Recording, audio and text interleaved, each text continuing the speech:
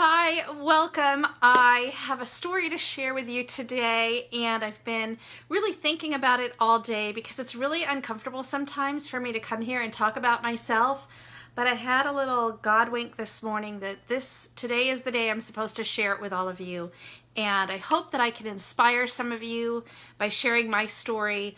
I just want to serve you. So I hope that this gives you something to help you reflect on your own life. Hi, I'm Sherry Dias-Malott with Glam Lashes Galore, and I love to help teach women how to use makeup with confidence so they can see beauty as ageless. I'm 52. I've been doing makeup and video tutorials for like 20 months maybe. I'm usually here doing makeup tips and makeup hacks and different ways to get the most out of your money and to learn new tricks if you're like me. I just started the same old thing for 20 years and I was in a makeup rut. But once I started doing these makeup videos and tutorials, I started realizing I wasn't just in a makeup rut. Like I came out of an emotional rut also. So this morning I was watching the news and I saw Terry Bradshaw. If anyone has ever followed football, Terry Bradshaw was a fantastic quarterback for the Pittsburgh Steelers. Why does it matter, right? Honestly, baseball is my first sport. But Terry Bradshaw was on TV, and all of a sudden I was a 5-year-old girl again, sitting on my dad's knee, eating popcorn and watching TV. And one of the most amazing things that I remember from my childhood is my father telling me, in between bites of popcorn, you can be anything you want to be. That was powerful. That was powerful for my father. And I'm going to tell you, I'm 52, so this was back in the early 70s that my father was telling me, you can be anything that you want to be. And he would point, we'd watch football on Sunday, we'd watch the Steelers because we were living in Pennsylvania at the time, and he would point at the TV, he'd point to his favorite player, Terry Bradshaw, and he would say, you can even be quarterback for the Pittsburgh Steelers someday. And for a good chunk of my early years, I really thought I could be a quarterback. I could be an NFL quarterback. My father was so good at not putting any limits on me, on my mindset, and on my thinking. And I just wrote a blog about this that I will drop the link to when I'm done, because I have reflected on my journey of having confidence and having lost my confidence for a good chunk of my adult life and how I got it back. And I hope that that inspires you. And when I'm done with the video, I'll drop the link below and you can check it out and see if there's anything helpful in there for you if you've ever felt lost. My father gave me so much confidence, but the time that I was most confident in my life was in college. Now let me tell you, my dad was a professor, so we moved a lot. Like I've lived in 11 different states. My father was always trying to get a different degree or better tenure opportunity. I mean, he went back for a PhD in his 40s, and we lived apart for a couple years so that he could go get that degree and my mom could work somewhere else and support the family. And it was a very tough time in our family.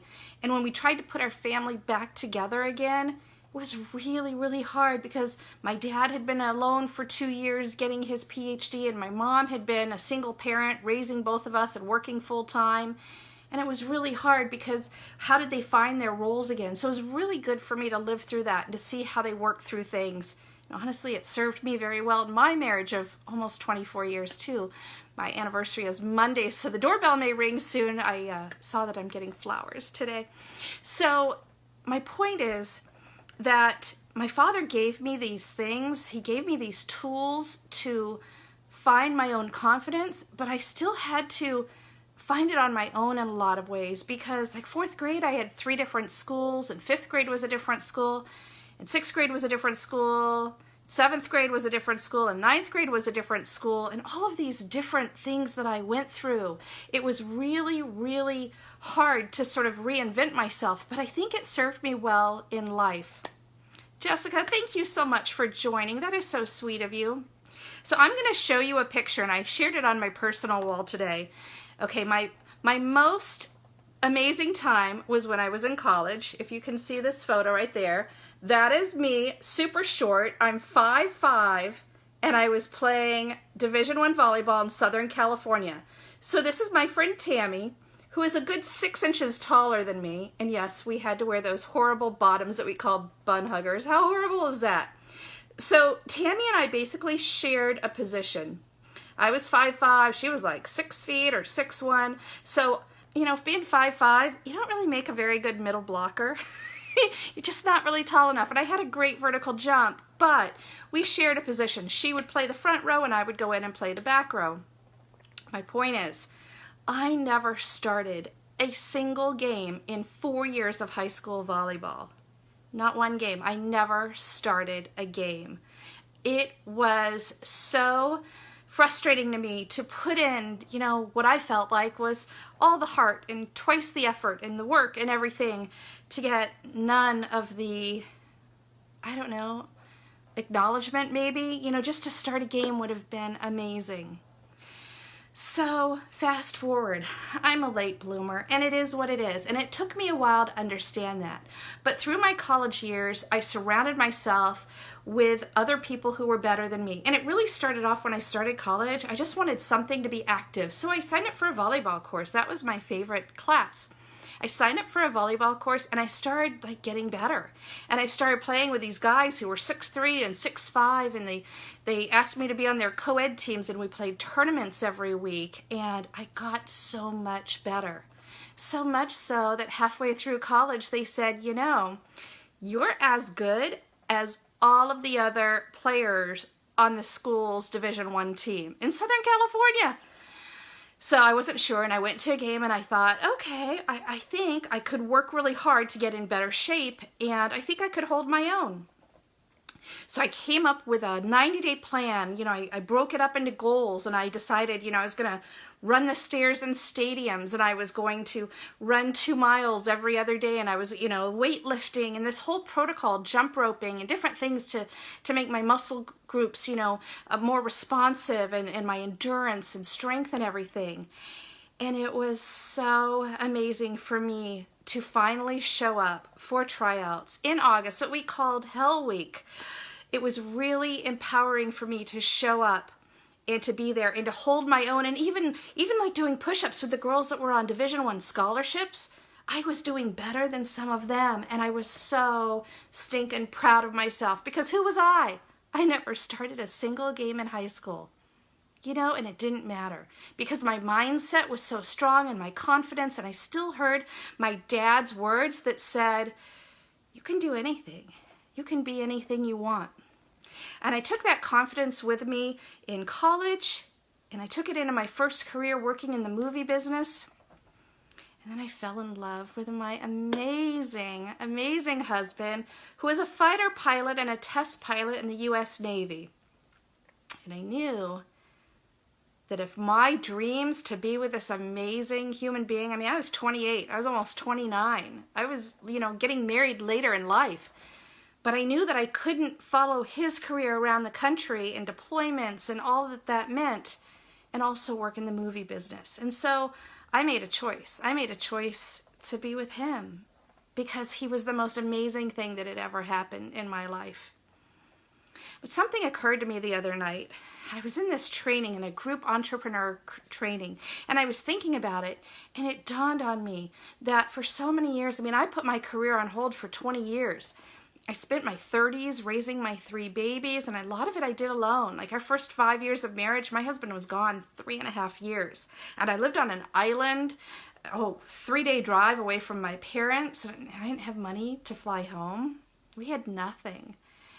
And so I think about, those are my 30s, raising my babies. In my 40s, I started losing all these family members. My grandmother passed away. My cousin's son passed away right before his 21st birthday. And then my sweet, sweet father passed away. And I got stuck in a decade of grief. And so I look back and I think, wow, that's 20 years that I put myself on hold. I got stuck in that rut. I got stuck in that mindset. I was so busy being what everyone needed from me, and then just trying to sort of cope and exist and sort of go through the motions for my 40s. I feel like I lost a decade of my 40s, which is really sad when I look back right now. And yet at the same time, I take full responsibility, because I made that choice to put myself on hold. I made that choice to follow my husband's career.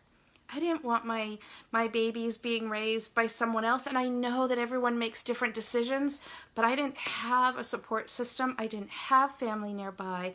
And my husband was in different countries. Sometimes I couldn't even talk to him for 2 weeks at a time. So I made the best decision that I could make for myself. And I had really, really hard babies. No one told me it was going to be so hard. I made that choice. I made that choice to be with them and to care for them and to save money, because anything I would have earned out in the workplace would have all gone to childcare. So to me, it was a wash. It didn't make sense. And also, if I stayed home, I had the opportunity that maybe I could go home. If, there was a way I could get money together for a ticket to fly home, I could go home and be with my parents for these chunks of time as well. So that was a wonderful thing. So I made that choice. But it just dawned on me the other night. It dawned on me that because I chose to leave my dreams of working in the movie business, because I chose to follow my husband's career and to stay home and raise my babies and all that looked like with all of the different moves. I mean, I think we had something like 15 addresses in 11 years. It was just insane in the Navy. Because I made those choices, I also had a lot of embarrassment.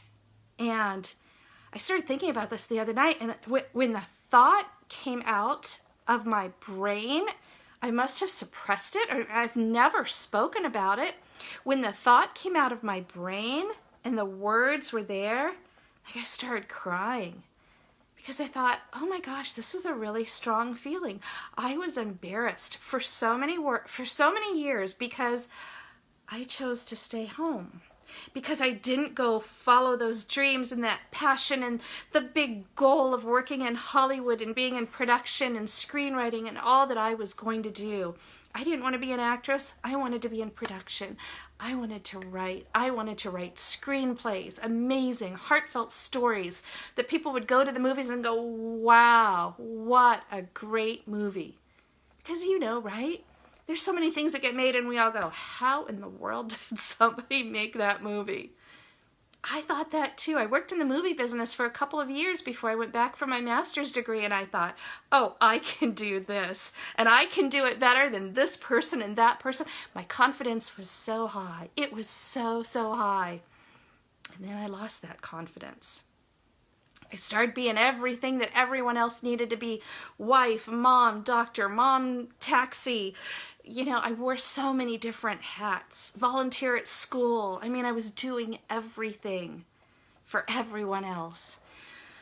I was doing nothing for me. I was barely sleeping. I was sleep deprived. Most of my 30s, I was pregnant or nursing or trying to get pregnant or trying to stop nursing, or there were nights where I was just so thankful to get 2 hours of sleep or an hour and a half of sleep. If you're a mom, you know what I'm talking about. And then you have the sick babies or the sick husband, or you're sick yourself, but you still keep going because you're the person providing for everyone. Even if you caretake for someone, an older parent or a friend or a family member, it just really can drain your own emotional gas tank, right? Your own emotional stability. I was drained, absolutely drained and lost. And I found myself when I started my makeup business. But even more so, I found myself when I started sharing my stories. It was really, really uncomfortable because I would come on and I would talk about makeup and that kind of stuff. And that was great because it was so disconnected from me, right? I can hold up something. I can tell you, oh, you have to get this. I love this, my favorite product. You have to get this color cleaner because you can wipe off all of the makeup product on here, and it's wonderful for just using 1 or 2 brushes. It's great for travel. I love it. I don't sell them. I just share what I love. But it's not personal, right? So I made a pivot. I made a change about 1.5 years ago. I started coming on about once a week. I share something from my heart or from my soul, or maybe some epiphany that I have about life, because 52 years has given me a lot of insight. I can look back and I can see a lot of things that I did really well and a lot of things that I really sucked at. A lot of things I wish I could do over. But honestly, it doesn't serve me well if I don't learn from it, if I don't improve on it, if I don't keep trying to refine myself and to be the best version of me that I can be. For my kids, for my 3 kids, I have 2 in college and 1 in high school now. And for my sweet husband of almost 24 years. But more than that, I've realized that I owe it to myself. My hair is sort of flat and droopy today because yesterday I did something for me that I've never done. I went and I had a facial. And I'll tell you why I've never done it. It's sort of twofold, maybe threefold. I've never done it before because, one, I was embarrassed about my skin. I've always struggled with acne and dark spots, and I've learned how to cover it up. And so I was always worried about going someplace without any makeup, someone else seeing me without the makeup, the judgment, how am I going to feel self-conscious about it? So I never went. And I went there yesterday. I was so proud. This is my celebration for finishing my new website and my new blog. And I was so excited because I did it. I went there without makeup. I totally walked in, and then I found out, it came with a massage. Well, guess what? Guess who's never even had a massage before? I'm 52. I'll be 53 next month. I've never had a massage before. So I had a 15-minute massage. I had the facial. I had another 15-minute neck and shoulder massage, and so I'm super relaxed today. The effect is I'm still glowing from it. It was just an amazing experience. And I'm going to blog about having my first facial in my 50s. I'm trying so much now to look back and reflect on what I did that just wasn't really good. I know now that it's the journey that was meant for me, and I'm okay with that. I don't like the fact that I lost my 40s. My 30s, I was going to raise my babies anyway. But my 40s, the fact that I lost all that time of just being in a grief-stricken fog, I guess. I feel really badly about that because I think my 40s could have been better. But by gosh, do I appreciate my 50s now because I made it through. I've made it through some really, really tough times. I've made it through really tough adversity that I've gone through, that our family has gone through, that my 3 kids have gone through, that my husband has gone through. I've made it through. I'm on the other side. And so something that I'm teaching my kids, because my oldest is 22. I'm at 22 and a 19 and a 14-year-old.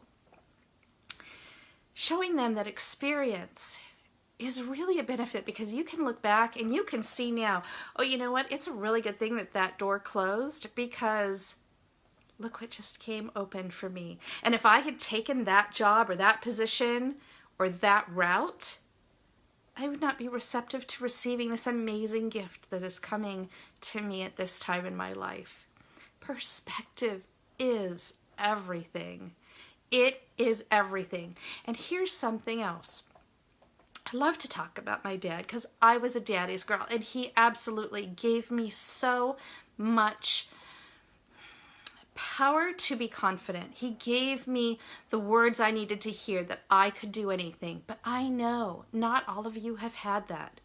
Not everyone has a supportive mom or dad or sibling or spouse or kids or grandparent or peers at work. Not everyone has that.